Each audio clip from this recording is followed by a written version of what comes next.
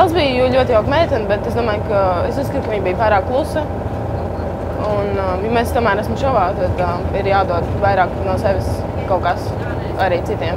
Manuprāt, vakar bija noteikti pareizi lēmums pieņemts, jo arī vakar, kad mēs runājām, es teicu, ka Elza bija pazudusi vakar meiteņu starpā.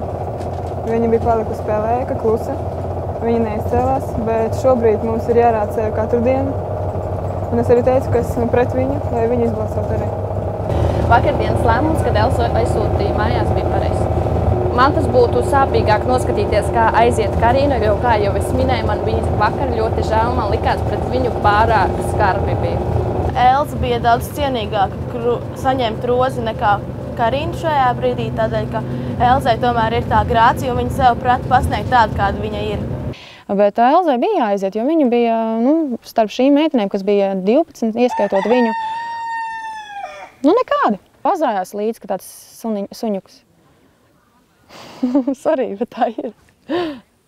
Nezinu, man liekas, ka šovā ir jābūt tādām kaut kādām meitenēm, kam ar savu viedokli. Viņai, man liekas, nekāds viedoklis nebija. Ar viņu runāt ir garlaicīgi.